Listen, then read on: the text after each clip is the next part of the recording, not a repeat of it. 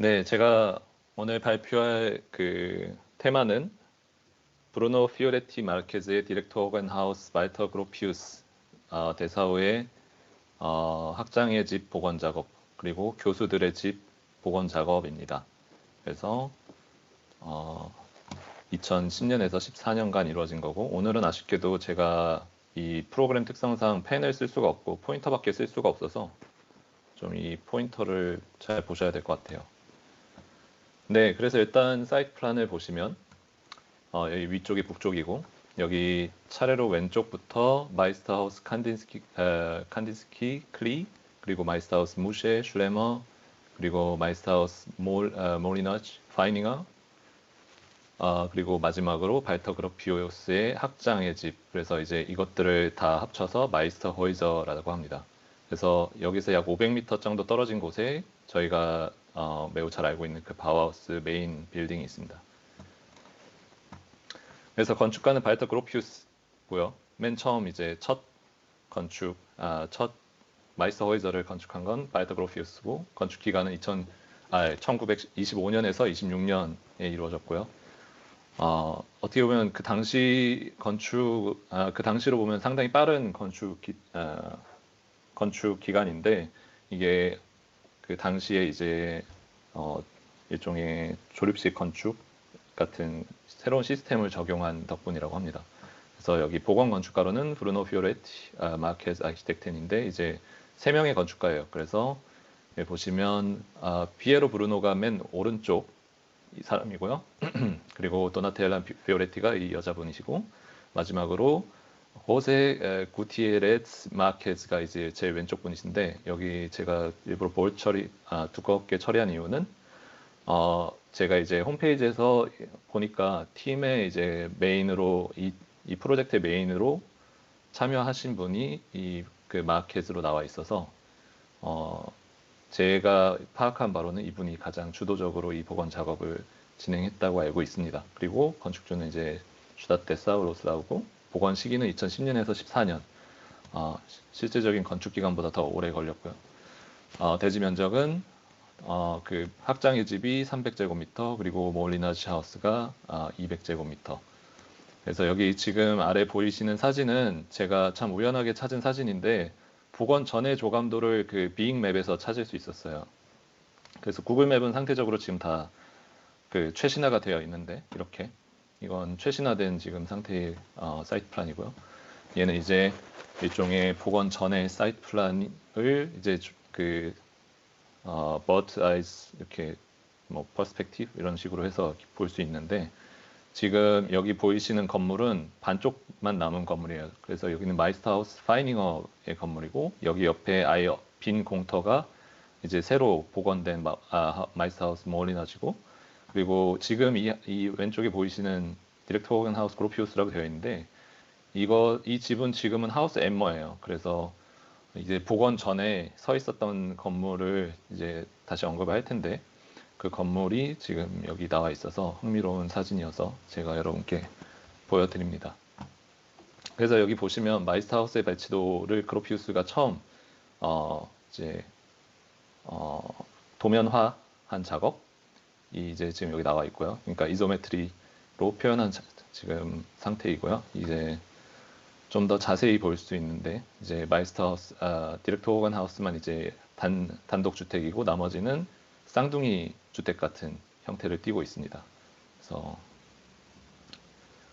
여기 아래 보시면 그 도로 쪽에서 그러니까 여기 앞쪽 이 도로 쪽에서 입구 쪽에서 바라본 마이스터 하우스들을 이제 그로피우스의 제작 칼 피거가 1925년에 스케치를 했다고 합니다. 네, 여기 간단한 도입을 하자면 이제 형태적으로 명확하게 여러분이 보실 수 있는데 이제 기능적으로 정렬된 명확한 블록형들이 이제 서로 이제 겹쳐 있는 모양이고요. 그래서 이제 대체로 수평적인 블록들이 조합이 돼 있고 그와 더불어 통유리 형태의 수직창이 있는 계단실에 의해서 분할이 된다고 하는데 지금 이 면에서는 아쉽게도 지금 안 보이지만 제가 이제 앞으로 보여드릴 사진이 많아서 차차 설명을 드리도록 하겠습니다. 기본 구조는 벽돌로 되어 있었고 그리고 철골 석재 천장이라고 하는데 네, 이제 보통 철골 구조를 이제 기초 보로 하고 거기에 이제 중간에 석재를 얻는 형태로 이제 상당히 효율적인 건축 형태죠. 그래서 조립식 건축 기법을 적용했다고 해서 이제 이게 그 당시 이제 바우하우스의 아이디어 그리고 발터 그로피우스가 이제 설계에 주로 사용했던 아이디어인데 이제 인더스트리얼 바우의 되게 핵심적인 아이디어가 되는 당시의 건축 기법입니다. 그래서 되게 효율적이고 합리적인 건축을 지향했다고 하고요. 그래서 당시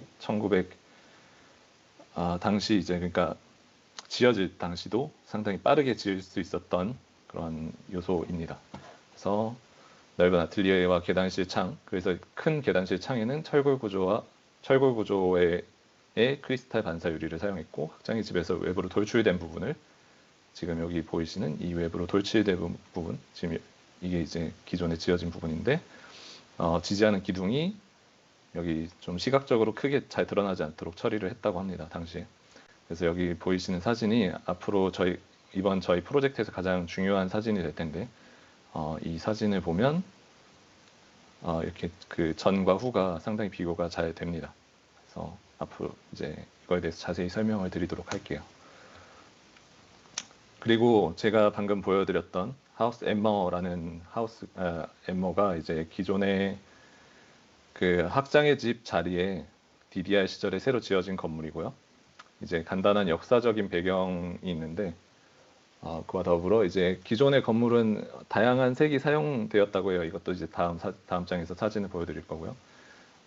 내부 공간은 다소 전통적으로 이제 분할이 되어 있어서 뭐 그 외부의 상당히 진보적인 형태에 비해서 내부는 다소 전통적인 형태를 띄었다고 볼 수 있고요.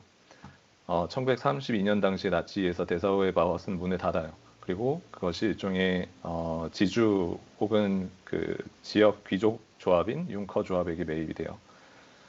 그리고 나서 이제 그 당시 학장이던 미스 반데로 오에가 이제 베를린으로 이사를 갔지만 1년 후에 문을 닫게 되죠.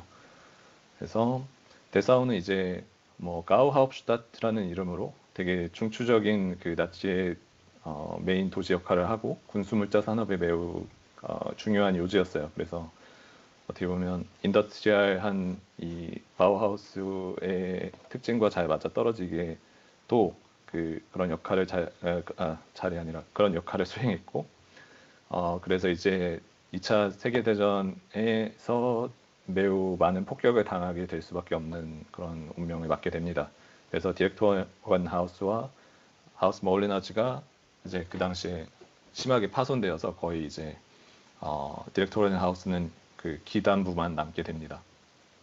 근데 그 기단부를 이용해서 하우스 엠머라는 이런 주택이 들어서게 되고요. 그래서 지금 보시면 여기 이 오렌지색 선으로 들어있는 부분이 아래쪽은 기존에 있던 디렉토런 하우스의 기단부를 이용해서 그래서 완벽하게 거의 그 대지는 기존의 디렉토런 하우스와 하우스 엠머가 동일하다고 보시면 되겠고요. 이런 상황에서 이 건물이 혹은 이 마이스터하우스들이 가지는 의미가 DDR 기간 동안 어떻게 바라봐졌는지가 상당히 중요한데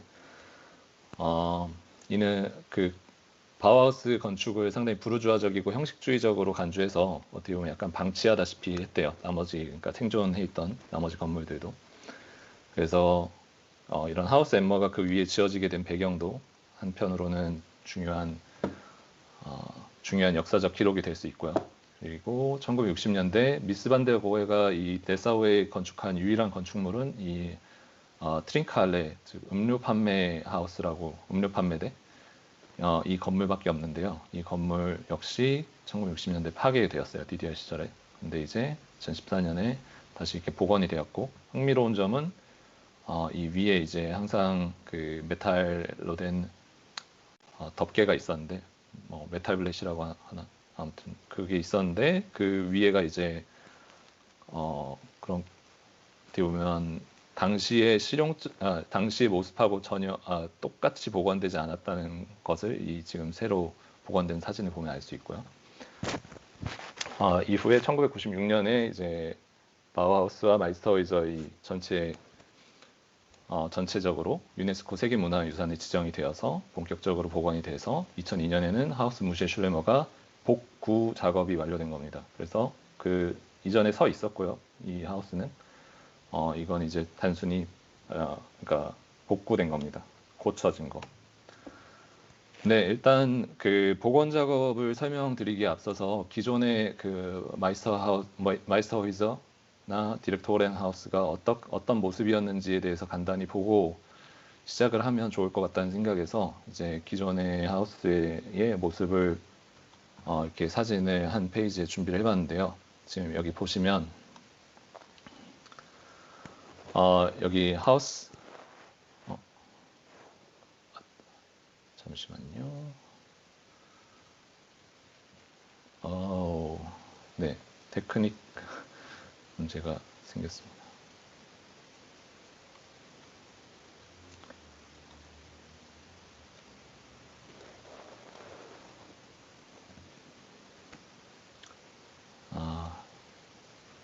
네. 죄송해요. 인터넷이 지금 상태가 별로 좋지 않은 것 같아서. 네.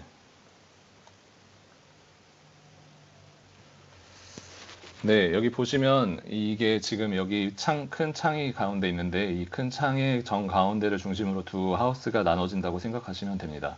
이게 그래서 완벽하게 그 대칭 형태는 아니지만 이 전체적인 형태는 세 개의 집에서 동일하게 적용이 되고요. 지금 여기 보이시는 부분이 입구, 여기 보이시는 부분이 입구입니다. 그래서 항상 그러니까 북측 도로면에서 이렇게 접근해서 들어가게 되어 있고,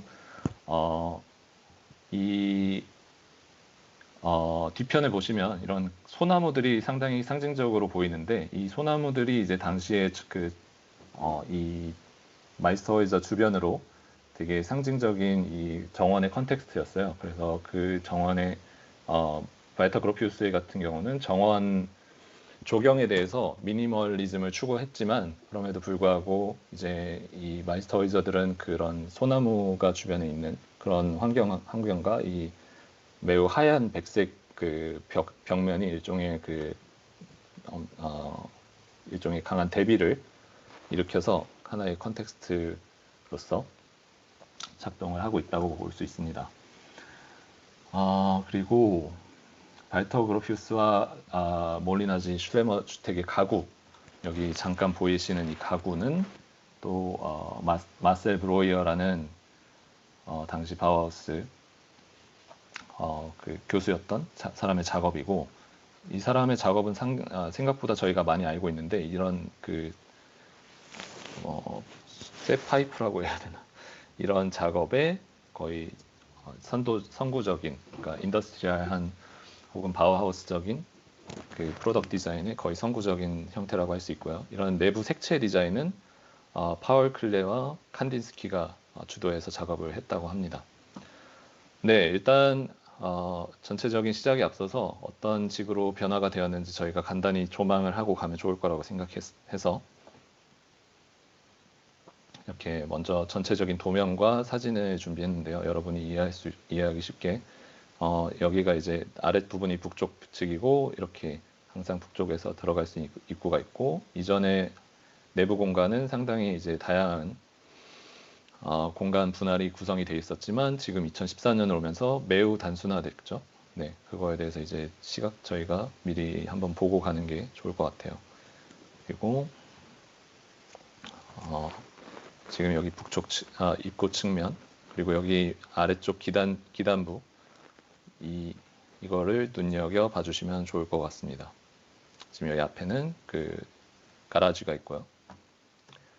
그리고 또 다른 하우스인 하우스 몰리나지는 지금 이제 그 반쪽, 아까 완파됐던 그 반쪽을 복구한 형태고요. 그래서 북측에 이렇게 긴 통유리 창이 되어 있고 여기 뒤에 계단실이 있습니다. 그래서 아까 계단실을 통해서 이 수평적인 블록이 분할이 된다고 했는데 그거를 잘 볼 수 있어요. 그래서 지금 여기 가운데 이렇게 항상 그 수직 이동 동선이 있습니다. 그래서 지금 여기 단면은 여기서 잘라서 이 북측면에서 남측을 본 형태고, 여기 반면 B는 일종의 지금 서측, 네, 서측에서 동측을 바라본 형태입니다. 그래서 이 복원이 시작될 당시에 세 가지 논의가 있었어요. 하우스 엠머의 보존에 관한 논의가 있었고, 이거는 일종의 아까 말했던 대로 DDR이 바우하우스에 대해서 보여주는 DDR이 바우하우스에 대한 태도를 보여주는 하나의 상징적인 역사물로의 가치를 인식하는 입장이 하나가 있고요. 그리고 하나는 하우스 엠머 하나의 방해 요소로 인식하는 그런 논의가 그 의견이 있었는데, 그건 이제 이미 동독 건축물이 충분히 많은데 왜 이것까지 꼭 보존을 해야 되냐라고 하는 그 건축가 피터 아이즌만의 의견이 있었고요. 또 하나는 디렉터 호간 하우스가 일종의 가상적인 복원이 필요하다. 그러니까 지금은 다 완파되었기 때문에 이거는 뭐 굳이 말하자면 오리지널로 복원하는 게 아니라 이제 새로운 형태, 새로운 그 개념으로 복원을 해야 된다라는 그런 의견이 있었습니다. 네. 그래서 여기 이제 저희가 잘 알고 있는 오스왈드 마티아스 웅어스는 이것에 대해서 단순한 복고로서의 재생 건축은 아무 의미가 없다라는 말로 이제 이 복원이 단순히 역사적인 복원 혹은 고고학적인 복원의 형태가 아닌 약간 일종의 새로운 개념적인 접근이 필요하다라는 걸 암시를 했습니다. 그래서 그 이전에 1976년에 바우하우스의 본관이 거의 이전과 똑같이 복원이 된 것에 대해서 약간 비판적인 입장을 취하는 상황이었습니다. 그래서 이런 논의 이후에 더 나아가서 현대의 최신화라는 개념이 논의가 됩니다. 근데 이게 상당히 여기부터 이제 좀 저희의 해석이 필요한 부분인데, 현대의 최신화라는 거는 당시에 이제 지금 1900년대 초는 이제 저희가 생각하는 모데안의 쿤스트나 그러니까 모데안의 사이트죠. 근데 모데안은 이제 당시의 현대, 근현대라고 봐야 되나? 예, 그런 현대적인 건축을 이야기한다면 그것을 이제 지금 저희의 동시대적, 그러니까 Zeitgenössis라는 표현으로 표현이 되는데, 이제 동시대적인 건축으로 그 최신화를 해야 된다라는 이런 개념으로 저는 이해를 했고요. 그래서 이런 구성이나 장식 원리가 이제 저희 시대에 그러니까 1900년대 후반이나 2000년대 초반에 맞는 그런 동시대화되는 그런 것에 초점을 맞췄습니다. 그래서 바우하우스가 가지는 이런 진보적인 정신, 네, 그런 것을 잘 개념적으로 받아들이려는 작업이었습니다. 네, 여기서 이제 복원에서의 가장 메인 핵심이 되는 단어는 온셰아퍼라는 흐릿함이라는 컨셉이에요. 그래서 뚜렷하지 않은. 그래서 이제 이게 어디에서 모티브를 얻었냐고 하면 기본적으로 그 건물이 가지는 볼륨은 기본의 평면이나 외부 및 내부에서 모티브를 얻었습니다. 하지만 이제 그것을 새로 표현하는 과정에서 그 당시에 그러니까 1900년대 초반이 아닌 지금 그 복원 당시에 그 원리를 사용해서 복원을 하려고 하였고, 현재 기능도 어떻게 보면 방문자 센터이자 작품 전시 공간으로 바뀌었기 때문에 그 내부 공간도 충분히 바꾸게 되었고, 네. 그래서 아까 말씀드린 대로 기단부와 정면 차고는 복원의 기본 요소로서 부수지 않고 일종의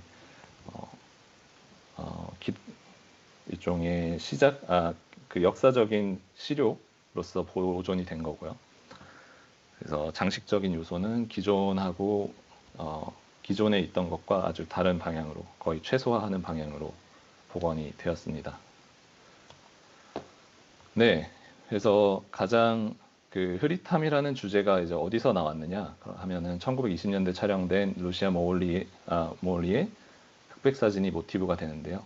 지금 아까 맨 처음에 보여드렸던 이 사진인데, 이 사진에서 지금 저희가 가장 중요하게 비교해야 될 부분은 이 두 부분입니다. 그래서 지금 보시면 여기에는 여러분이 잘 보실 수 있을지 모르겠지만 두 개의 기둥이 서 있어요. 그래서 이 돌출부를 지지하기 위한 당시 기술력으로는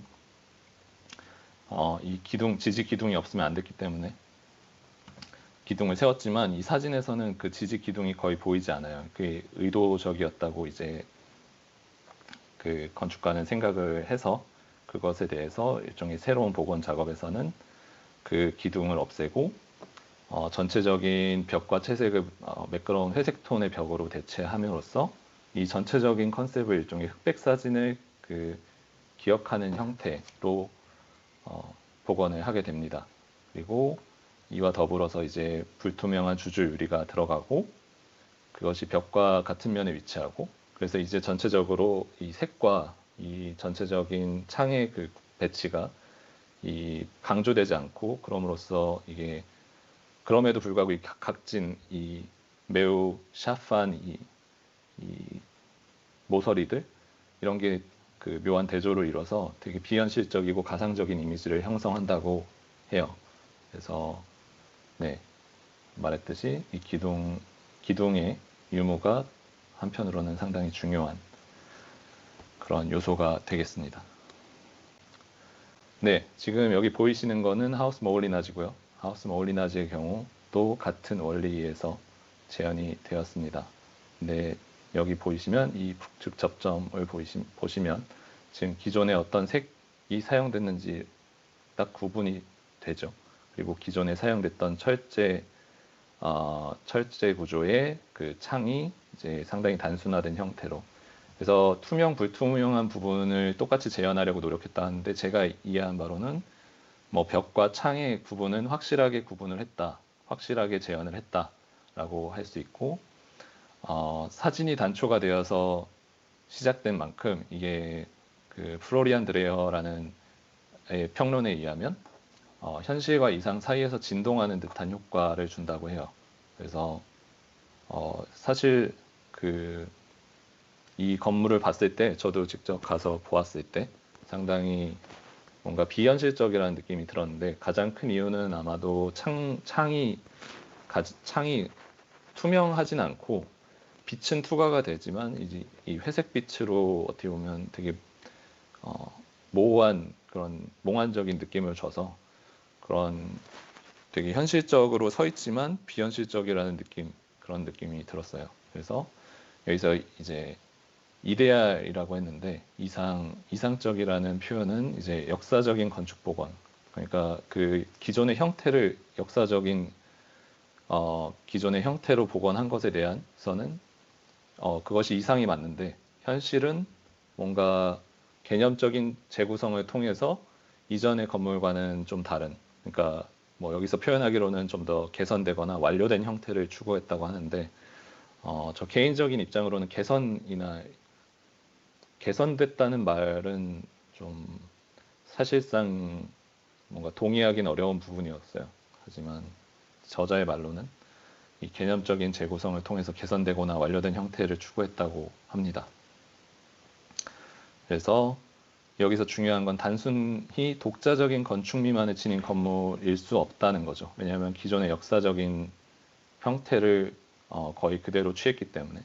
하지만 그것이 또 새로운 표현 방식으로 표현되면서 그 사이의 경계의 요소를 그 사이의 경계에 위치하게 되는 상당히 모호한 스탠스를 취하게 됩니다.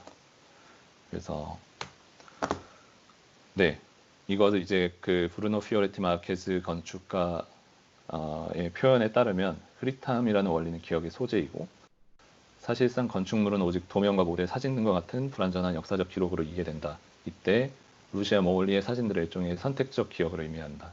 이 프로젝트는 역사적 상태의 도큐멘트를 위한 것이 아니고 더 섬세하고 더 복잡한 것들에 관한 그리고 기억에 관한 것이다. 그리고 이런 기억들은 흐릿함과 부정확함들 안에 있다. 이게 상당히 이제 저희가 이 전체 복원의 컨셉을 아우르는 그러니까 관통하는 계속적으로 이야기했던 흐릿함 그리고 그 흑백 사진을 통한 일종의 모호한 기억 이런 것들이 하나의 복원 컨셉으로 강하게 사용됐다는 걸 알 수 있고요. 그래서 이로 인해서 약간 공상적인 이미지가 나오게 되고, 이는 어떻게 보면은 저희가 아까 보았듯이 기존의 건축물의 도면이 확실하게 있음에도 불구하고 그걸 사용하지 않았잖아요. 그래서 의도적으로 이를 간접적으로 수용했다고 표현합니다, 여기서. 그래서 항상 그걸 그대로 받아들이지 않고 새로 뭔가 일종의 내부적인 하나의 해석을 거치는 과정이 항상 필요했기 때문에 우회적이라고 여기서 표현을 했다고 생각하고요.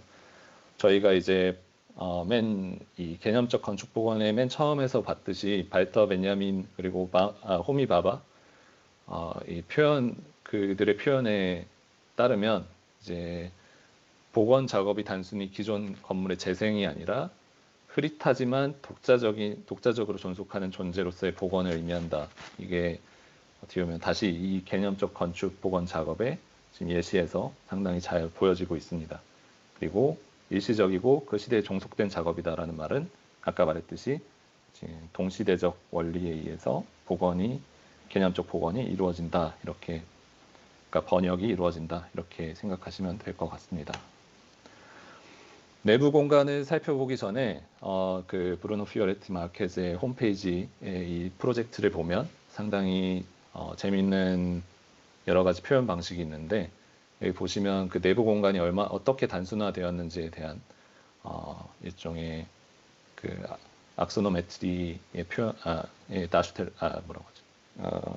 표현 기법이 있어요. 그래서 위에 보이시는 건 디렉터 호건 하우스.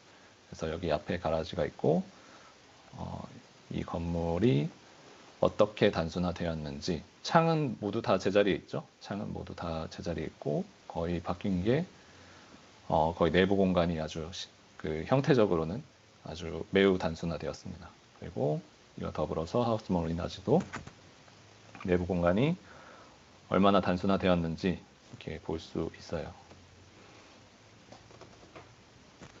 네, 그래서 내부 공간에 대해서 이제 좀 더 들어가 보면 일단 디렉터 호건 하우스 같은 경우는 외부 공간과 마찬가지로 내부 공간 역시 그러니까 고증에 의한 작업이 아닌 번역된 공간이라고 표현할 수 있고, 기존에 설계한 8개 공간들이 있었다고 하는데 이것이 벽간과 층간 경계를 허물므로써 새로운 기능이 부합하게 바뀌었고, 역사적 평면과의 연관성이 전혀 남아있지 않은 건 아니에요. 그래서 기존의 공간 벽체를 최대한 이용해서 했다고 하는데 간단히 말하자면 새로 추가하는 작업은 거의 있지 않고 계속 마이너스 빼기 하는 작업입니다. 그래서 여기 이것도 이제 그 홈페이지에 가면 브루노 피오레티 마케즈의 홈페이지에 가면 이런 식으로 그 표현이 되어 있는데, 이제 내부 공간이 어떻게 단순화되는지, 이렇게 그 어두운 부분이 어떻게 없어지는지, 이런 그 과정이 이렇게 상세하게 표현이 되어 있어서 이해하기 상당히 좋았습니다.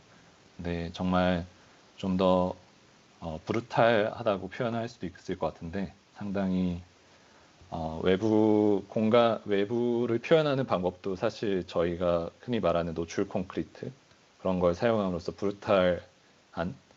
브루탈리즘 같은 그런 느낌을 주는데, 내부 역시 상당히 어떻게 보면 폭력적이라고 표현하긴 그렇고 브루탈을 한국말로 표현하기가 쉽지 않네요.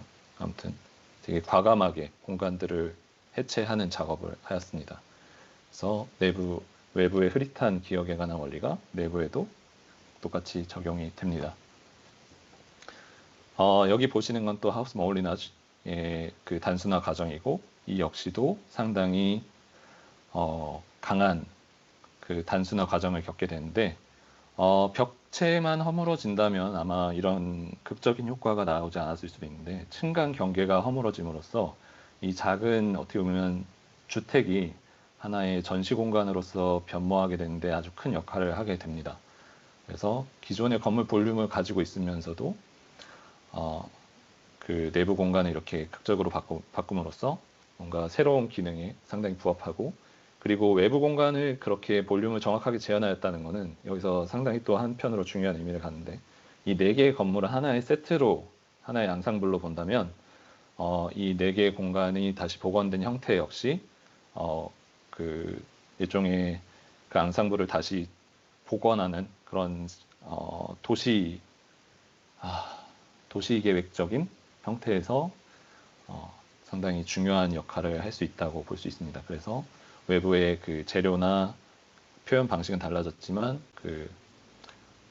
도시 설계적 관점에서 보면 상당히 생각보다 정확한 복원이기도 하다. 이런 두 가지 이중적인 형태를 취하고 있어요. 그래서 이에 대한 논증적인 부분은 뭐 항상 그랬듯이 기존의 건물이 이제 없어지는 게 맞냐 이것에 대해서 하나의 역사적인 층을 부수고 뭔가 그 이전의 다른 역사를 어떻게 보면 대치하는 거에 대해서 평가가 있고, 이전에 저희 발표 주제 중에 드레스덴의 프라운키르체와 베를린의 슈타트슐로스가 이제 그 두 가지 논쟁에서 어느 정도 비슷한 논쟁을 겪고 있다고 합니다. 그렇지만 그럼에도 불구하고 다양한 건축 미학적, 도덕적 그리고 문화재 보존적인 입장들에 대해서 이 건축가들의 접근이 상당히 신중했고 상대적으로 성공적이라는 평가를 받습니다. 네, 내부 공간의 사진들을 보시면 아주 들어갔을 때 상당히 정말 무슨 신전에 들어와 있는 듯한 느낌? 상당히 뭔가 몽환적이고, 이 전체적인 색감이 주는 그 느낌이 상당히 강렬했습니다. 어떻게 보면 단순히 주택으로 복원했을 때 절대 가질 수 없는 그런 형태들, 그런 느낌들을 주는 것 같고, 그 지하층은 메디아텍으로 지금 이제 복원이 된 것이고요. 그리고 위의 공간들은 이제 대부분 전시 공간, 그리고 뭐 바우하우스의 역사나 혹은 이 복원 작업에 대한 역사나 아니면 아예 새로운 그 전시를 하는 그런 공간으로 사용되고 있습니다. 네, 그리고 여기 조금 튀어나온 부분은 또 발코니 같은 부분이라서 사람이 이렇게 이 내부에서 이렇게 나와서 여기에서 이제 공간을 이제 조망할 수 있는 일종의 기능적인 공간이라기보다는 전시적인 공간이라고 표현을 할 수 있을 것 같아요. 네, 그리고 내부에서 봐도 외부는 전혀 보이지 않는 이런 밀시 글라스가 사용돼서 전체적인 컨셉은 아주 몽환적입니다. 네, 이제 마무리를 하자면 개념적 복원, 개념적 복원이라고 했네요. 개념적 복원의 사례이고, 여기서 이제 마지막에 이 슈툼이 표현하기로는 일부 건축가들이 일종의 가상적 복원이라는 개념보다는 복구라는 개념을 더 선호한다고 합니다. 왜냐하면 가상적 복원이라는 개념은 항상 제가 이해하기로는 이게 크리틱의 소지가 항상 있고, 그러니까 이건 정답이 없는 소재인데, 복구라는 개념은 아무래도 상대적으로 정확한 그 자기가 추구해야 될 방향성이 있기 때문에 그렇게 생각이 되고요.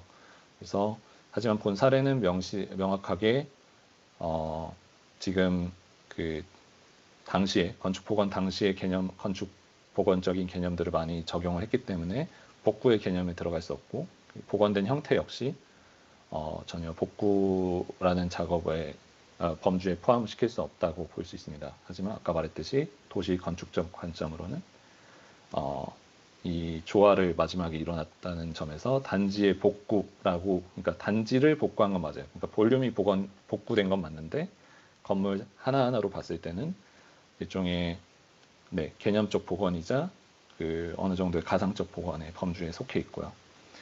그래서 이것을 절충적으로 표현하자면 기억의 보존과 복구의 개념적 균형이라고 표현을 합니다. 그리고 이 흐릿함이라는 컨셉이 원본의 충실한 복원에 대해서는 사실 충족을 충분히 하지 못하지만, 이게 단순히 복구가 아니라는 점에서는 이 건축가들은 원본에 충실한 그 복원이라는 점에서 일종의 비판적인 형식을 취하지만, 그럼에도 불구하고 이게 단순한 복구가 아니기 때문에 비판적 복원과는 맥을 달리한다라고 합니다. 그래서 이제 중간에 이제 마지막으로 이거는 여러분이 한번 보셨으면 좋을 것 같아서 제가 사실은 한글로 해석할 때 좀 어려움이 있어서 여러분이 이걸 마지막으로 좀 읽어보시면서 생각을 하시면 좋을 것 같다는 생각에서 이걸 남겨놓았어요. 그래서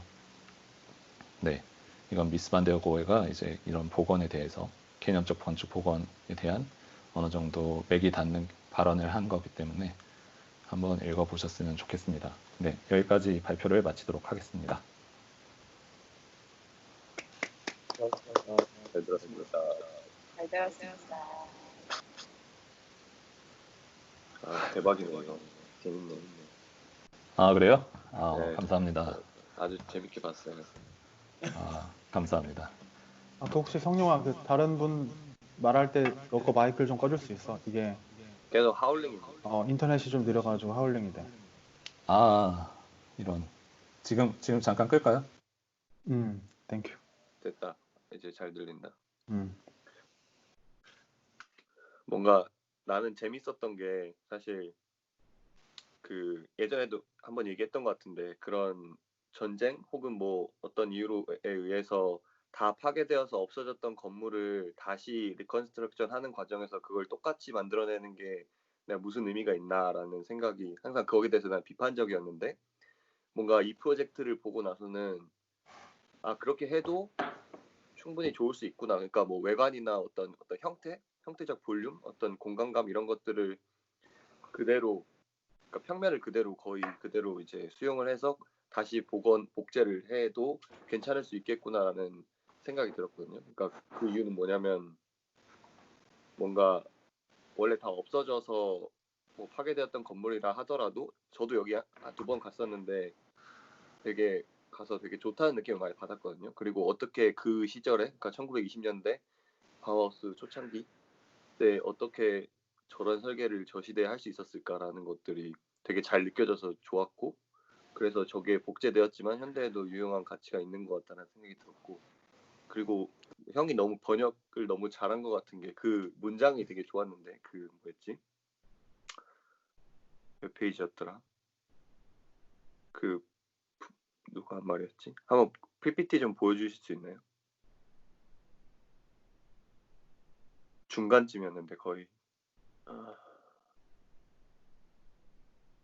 이것도 되게 좋았고 아무튼 그리고 그 문장뿐만 아니라 그 사진가가 찍었던 이 사진 보면은 저게 그러니까 선택적 기억들에 의해서 그거를 이제 현재 BFM이 그 받아들여서 어쨌든 리컨스트럭션을 했다고 설명이 되어 있는데 이 왼쪽 사진도 보면은 그 기둥 부분이 되게 좋았던 게 그 사진가가 그 당시에 의도해서 저렇게 좀 그늘이 많이 짙던 시간에 그리고 그 뷰를 잡아서 찍은 건지 모르겠지만 어쨌든 저게 과거에는 기술적인 한계로 인해서 기둥이 필요했었다면 현재는 기술적인 도움으로 기둥이 필요 없게 됐잖아요. 근데 그런 것들을 BFM이 잘 해석을 하고 그리고 잘 녹여내서 현재 이렇게 잘 구현해낸 것 같아서 그런 점들이 뭔가 그런 선택적으로 기록된 어떤 과거의 어떤 도큐멘터들을 잘 현재 건축에 반영을 한 게 아닌가라는 생각이 들어서 되게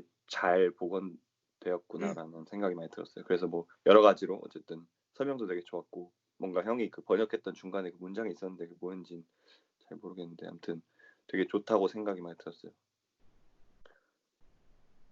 웅어스가 처음에 이제 단순한 그런 복구는 의미가 없다라고 얘기하면서 이제 그런 것들이 그러면 어떻게 이 프로젝트에서는 이게 단순한 복원, 레트로가 아닌 건지 이제 도면으로도 되게 잘 보이고 그리고 사진에서도 잘 보이고 실제로 공간에 가서도 되게 잘 보이고 네, 그래서 좋다고 생각을 많이 했습니다. 지금 이게 무슨 건물로 쓰인다고 했었죠? 그냥 갤러리. 아, 갤러리. 그러니까 건물 자체가 전시 공간. 그러니까 안에 가면 뭐 그런 전시 작품들도 있고 한데 뭐 예를 들면 바우하우스에서 디자인했던 체어들이나 뭐 그런 것들이 있기는 한데 그냥 공간 자체가 전시인 걸로 이제 쓰이고 있어서 확실히 그 개념적 건축 보건 파트에서 나온 사례 중에 이 사례가 가장 잘 보여준다고 생각했던 게 뭐냐면 블러 처리하는 거 있잖아요. 건축물 전체에 다시 개념적으로 복구된 부분을 초릭함 그러니까 블러 네. 처리를 해서 마치 이 공간이 있었지만 과거에 있었던 거를 재현을 한 듯 하지만 또 이 메스감을 살리는 이런 부분이 네. 좋았던 것 같아요. 저도 그 흐릿함이라는 그 단어가 엄청 사실 모호할 수 있는데 그게 공간으로 다 구현이 되고 그리고 그런 게 건축에서 그냥 다 느껴지니까 그게 진짜 좀 대단한 것 같아요. 말이랑 설계랑 일치하는 그 지점이 그래서 흐릿함이라고 들었을 땐 잘 이해가 안 되는데 내 나름대로 생각했을 때 블러를 처리했을 때 우리가 애매하고 모호하고 이런 부분들 그렇게 생각하니까 또 이해가 쑥쑥 잘 됐습니다. 이 흐릿함이라는 주제를 기억하고 연관시키거나 혹은 기록하고 연관시켜서 이해하면 또 괜찮더라고요. 네.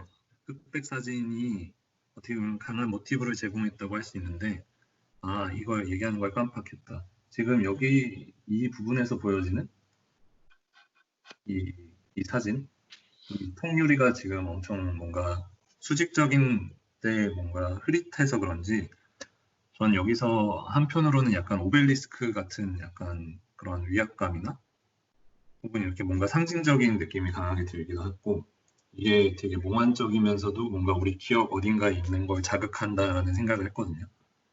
그래서 네, 이 흐릿함이라는 컨셉은 상당히 다양하게 이해될 수 있는 네, 그래서 재밌는 사진인 것 같습니다.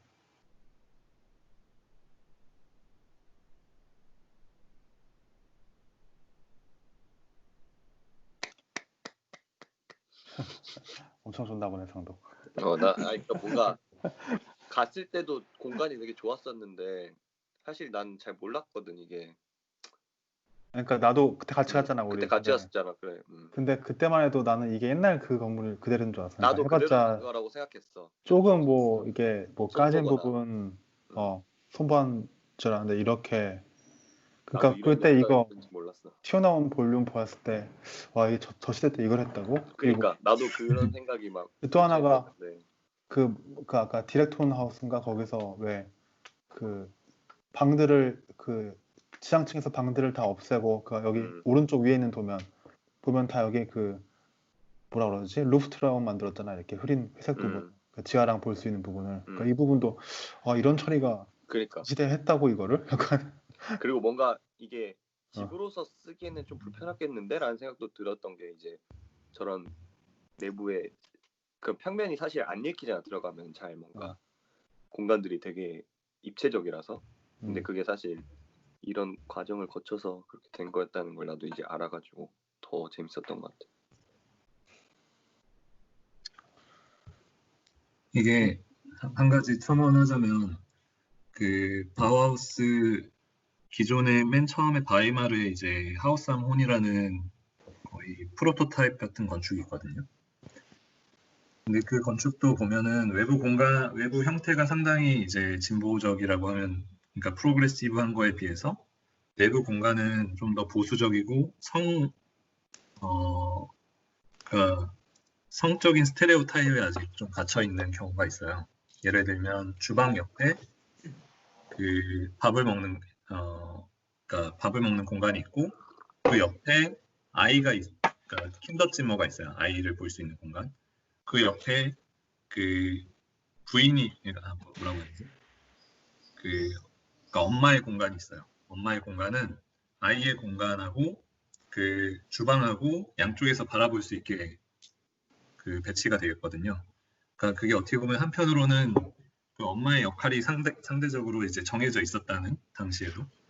그리고 그 그러니까 남편의 공간은 또 그거에서 좀 멀리 떨어져서 그 가장 멀리 떨어진 공간에 돼 있고 그 메인 중앙 거실에서도 그 남자가 작업할 수 있는 서재 공간이 연결이 바로 돼 있어서 약간 남성은 뭔가 이렇게 분리돼서 일을 해야 되고 여성은 약간 집안일을 하는 그런 느낌으로 이제 공간 배치가 돼 있어서 저도 이제 그때 느꼈던 게 이제 바우하우스가 갖는 진보가 어느 정도 이제 그 당시에 전 관습에 대한 관습의 아래 있었다는 생각을 하게 됐었고 지금 아마 이 내부 공간도 상당히 그런 관습적인 면이 녹아 있는 편이라고 생각을 합니다. 그러니까 근데 내부 바우하우스 자체는 근데 뭔가 요즘에 우리가 평가하기를 되게 그런 전시 많잖아요. 바우하우스의 여학생들 혹은 네 맞아요. 바우하우스의 네. 뭐 아무튼 바우하우스 출신의 뭐 아무튼 그런 어떤 그런 평가를 더 많이 해서 모르겠어요. 근데 그게 뭐 상반되는 개념이잖아요. 지금 형이 말하는 거는 좀 더 그런 어떤 남녀의 위계나 그런 것들이 과거에 있었는데 그 아래 어쨌든 그런 공간적으로 그런 게 드러났다는 느낌이고 근데 뭔가 우리가 지금 평가하기에는 바우하우스 인식이 그래도 진보적이고 엄청 유학생도 되게 많았고 뭐 그리고 교수 중에도 여자 교수님이 계셨는지 모르겠네. 아무튼 그런 것들이 되게 많이 네, 저도 그렇게 생각을 해서 이게 상당히 어떻게 보면 모순적이라는 그러니까 공간 구성이 상당히 좀 구식이라는 생각도 들었는데 네, 그게 근데 뭐 이건 또 집이니까 다르게 사실 해석될 수 좀 있어요. 다르지. 집이랑 교육기관은 또 좀 다를 수 있으니까. 밖에서는 이렇게 신세대인데 집에서는 다시 가부장적. 그러니까 집에서는 다시 집에서 가부장적인 아빠가 되는. 공간에서 그게 드러나 평면에서. 아무튼 재밌네. 아 근데 나는 그 아까 성명이 말했던 흑백 사진 모티브 촬영에서 원래 이제 백색 표면을 이렇게 회색 그러니까 완전히 노출 콘크리트 아닌 것 같고 그냥 뭔가 몰탈일 수도 있을 것 같다는 생각이 들긴 하는데 아무튼 미장. 왜냐면 너무 깔끔하니까 밖에. 맞아. 이게 노출 콘크리트의 그 표면이 아니잖아. 그런 어떤 그런 게 없잖아. 그 뭐라 해야 돼? 샬 그런 그 뭐라 해야 돼? 근데 선들.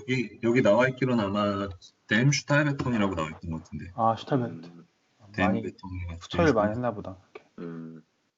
아무튼 그렇게 해석한 변이 아무튼 나는 거기서 약간 아까 프리탐이란 걸 읽어가지고 호미바바랑도 연관되는 게 그런 어떠한 종속 비종속적인 이런 관계가 아니라 이렇게 그 둘 사이에서 뭔가 모호한 포지션으로서 새로운 결과를 나름대는. 근데 진짜 가면은 성령이처럼 나도 비현실적이라고 느낀 거는 뭔가 분명히 뭐라 그러지? 전혀 이렇게 새로 복원된 거라는 생각을 못 하고 갔는데 뭔가 이게 이상해 오묘하고 전혀 되게 나도 좋잖아. 그리고 되게 사전 지식이 없이 그것보다. 갔는데도 심지어 나는 그때 그 늦게 가가지고 맞아. 첫 번째 우리 시까지 후다닥 보고 못 들어갔는데 딴 것도 아, 비슷해. 여기 나와 있기로는 댐 베톤 게고스네 파사덴이라고 나와 있어요.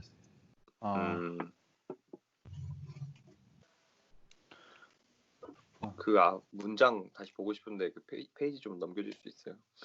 뭐였지? 그러니까 10페이지인가? 9페이지? 10페이지? 그 다음이다. 11, 12, 13. 이거 현실과 이상 사이에서 진동하는 거. 이것도 되게 좋았어. 맞아. 이거 뭔가 표현이 되게 사진이 복원이 단초가 돼서 그리고 이것도 이 문장이 제일 좋았다. 맞다. 크로마키. 아무튼 그 역사적 상태의 도큐멘트를 위한 게 아니라 그러니까 그 몰리의 사진들이 선택적 기억인데 그거를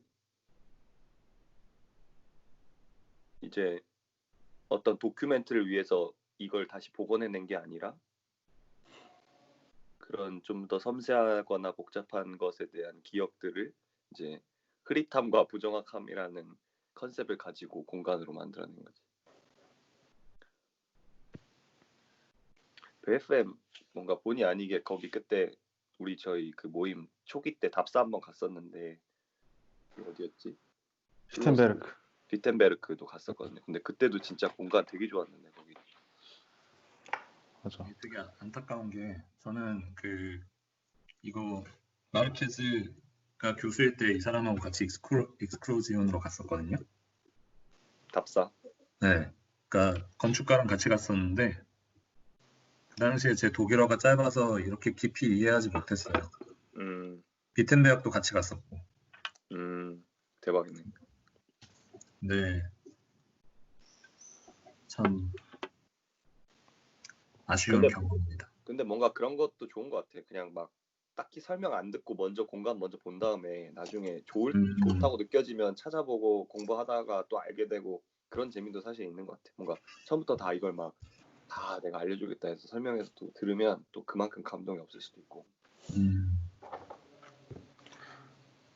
마르케스가 바우하우스 운이의 교수였다니 되게 상징적이네.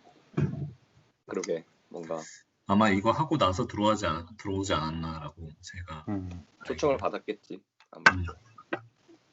이 작업 이후에 들어온 걸로 알고 있어요. 이 사람들 지금 어디서 그 강의해요? 피오레 때는 태우에 있었는데 네. 그러니까 이렇게 유명한 사람들은 보통 이름만 걸어놓고 수업은 안 나오시다가 근데 학부 수업을 오래 하시거든. 그러니까 그 바첼러 수업을. 근데 지금도 계시나 모르겠어. 여기도 베를린에 사무소 있잖아, 그치? 그치, 루가노랑 베를린. 루가노 출신인데. 베를린이 메인인가? 그런 것 같아. 베를린 사람은 많은 것 같아. 루가노는 프로젝트들이 다 그 작은 뭐 기타, 유치원 이런 것들 위주로 좀 하고. 그러니까 확실히 여기 BFM이 다 외국인, 어쨌든 이 사람들 다 외국인들이잖아요. 근데 되게 뭔가 독일 건축계 내에서 아네아켄룽이 되게 잘된 되게 그러니까 뭐 무슨 전시나 뭐 관련 무슨 세미나 이런 거 다 찾아보면 BFM 항상 있는 것 같아. 항상 근데 그 뭐지? 공모전 보면 항상 수상을 하는데 1등은 잘 못해. 여기 항상 뭔가 2등 막 나오고 3등. 나중에 한번 지원해봐야겠다 여기. 너무 좋은 것 같아. 저 사무실이 한번 어떨지 모르겠지만. 아 그리고 이 사진 너무 좋아요. 이 그림. 아래 거? 네. 사실 위에 것도 되게 재밌는 건데. 제자가 스케치한 건. 네, 저 위에 거는 바우하우스의 되게 그 아이코닉한 그 표현 방법이고. 저런 엑소노메트릭 진짜 많이 그리는 것 같아. 그 바우하우스. 근데 여기 보면은 다 똑같이 생겼네. 그 모올리나즈랑 하우스, 그러니까 2, 3, 4번 똑같네. 다 쌍둥이. 어떻게 보면 그 자기 집 빼고 다 좀 대충 지은 것 같은 느낌? 아 그리고 아까 말했던 미스 반데로에가 설계한 그 트링크슈텔레는 이쪽에 안 보이죠? 이쪽에는. 여기입니다. 여기 코너. 아 거기. 여기 아니면 여기. 그러니까 이게 웃긴 게 실제 가보면은 이 담이 굉장히 높아요. 그래서 맞아. 그 뭐라 그러지? 여기. 유럽에서는 볼 수 없는 그런 뭐라 그러냐. 평창동 가면 있을 것 같아. 맞아. 사람 키보다 훨씬 크니까 이 담 높이가.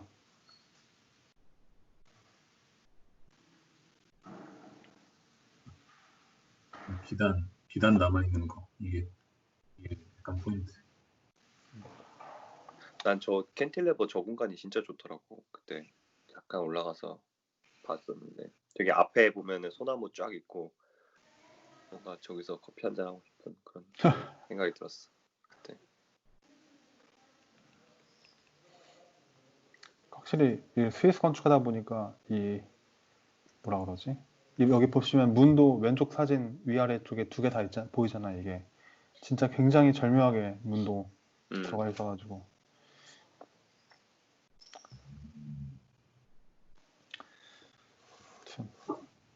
네. 잘 봤습니다. 다들 이해를 잘 하셨다니 걱정했는데. 전 이만. 근데 뭔가 또 그런 것도 있는 것 같아요. 그 어떻게 보면 바우하우스의 이념 자체가 되게 산업 시대에서 되게 실용적이고 뭔가 어떤 그런 건데, 그래서 기존에 지어져 있던 건물에서 그 창문의 역할도 그 어떤 내부의 필요에 의해서 뚫렸던 거였잖아요, 사실. 근데 이 내부의 벽들을 다 없앰으로 인해 가지고 이 창문의 가치가 그 장식창으로 뭔가 전락했다고 해야 되나? 그래서 뭔가 더 공상적인 의미가 더 커지는 것 같아요. 약간 아까 내부에서 봤을 때 모호함 이런 것들도 더 잘 맞더라고요. 그러니까 좀 그런 것 같아. 그러니까 이게 볼 수 있는 창이 아니잖아, 사실 안에서 밖을. 그렇지. 그냥 장식적인 가치지 이제는 뭔가. 혹은 빛을 드리기 위한 그냥 하지만 희미한 그런 운셰프의 한 빛. 갤러리로선 딱이긴 한데 어쨌든. 근데 만약에 저 창이 없었다고 치면 어쨌든 빛을 어딘가에서 받으려면 뭔가 그냥 내부 뭐 빛으로 해결할 수도 있겠지만 자연광을 쓰려고 하면은 어쩔 수 없이 어딘가에 뚫어야 될 텐데 그러면은 이미 또 새로운 선택의 순간에 직면하기 때문에 저런 해결책이 상당히 영리하다는 생각이 들었어요. 기존의 걸 이용하는 척 이렇게 하는 그러니까 하는 그리고 거. 리컨스트럭션이면은 창을 또 새로 뚫는 것 자체가 이미 엄청난 그러니까 도전이기 그건 때문에 엄청난 선택과 도전이 고심이 증명해야 돼. 필요하고 네. 그러니까 뭐 영리한 똑똑하고 되게 잘 뭐라 해야 되지? 아무튼 좋은 것 같아.